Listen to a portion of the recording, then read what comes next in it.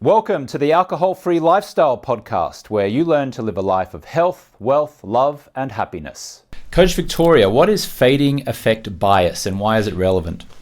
Fading effect bias is a psychological phenomenon that allows us to minimize terrible experiences in our lives.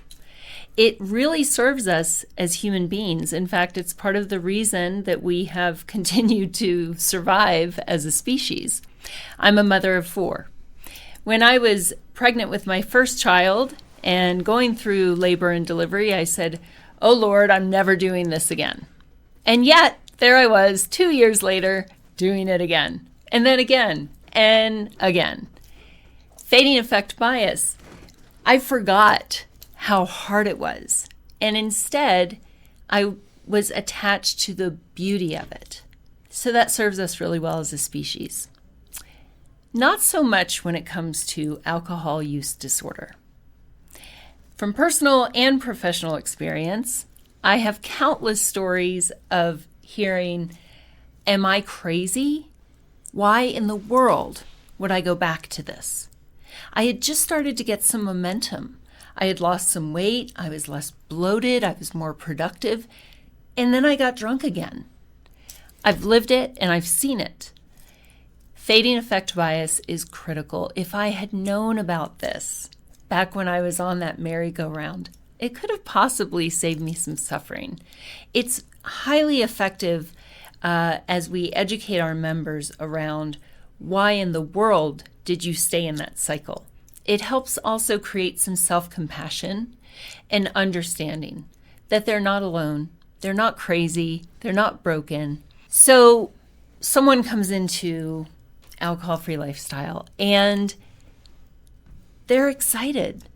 They're also miserable because that most recent hangover is not that long ago. And there's wreckage, there's collateral damage. Their family's upset. They know that they're behind. They might look good on the outside at work, but they know they're not reaching their potential. Maybe they have some legal issues or they're on the cusp of major health issues. They come in and they're committed. They're ready to go. And then after a while, it's like that song that you dance to at prom with your prom date. Oh, how sweet it was, right? In fact, I use that. I'll say, "Who remembers their prom date?" Everyone raises their hand. "Remember how much you loved him?" Yeah. You left that relationship for a reason. When you hear that song playing, are you going to go back? And they're like, "Well, no."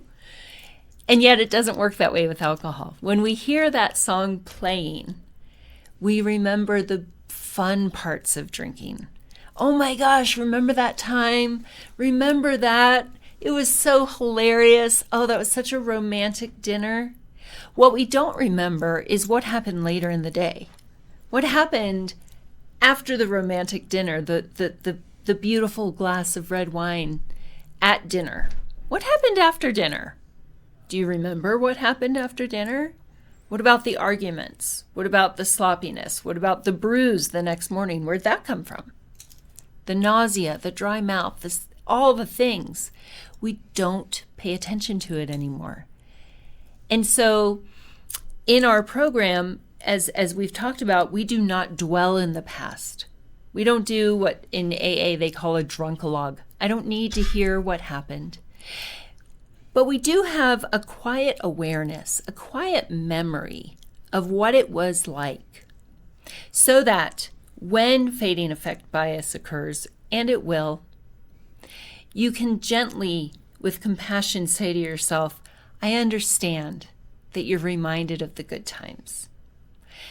Let's talk about what really happened. Let's think through that memory. Did it really, really go as we're recalling, or was it tainted? Would that have been the same outcome if alcohol had not been involved?" And so it can be empowering to simply understand why we have these thoughts. We can't stop our thoughts. In fact, welcome your thoughts. Ask them, "What am I meant to learn from you? Why are you here?" And think it through. And that leads to an intentional choice around your drinking. You're no longer being swept away by those romantic memories, by that fading effect bias. You can see it for what it is. Okay, that was a good time, and then what happened? Today, I can remember the good times and take into account what it turned out like and make a better choice for what I'll do today. How can I get those good feelings that I'm romanticizing without a drink? What did I love about that romantic dinner? Oh, the food, the music, looking into my partner's eyes, sweet nothings. Can I get that? Yes, I can. And I can miss out on all the nonsense that follows that first or second glass. Repeating those patterns, again, going back to the neuroplasticity, allows us to create new synapses, which lead to new neural pathways, which over time will become the default behaviors.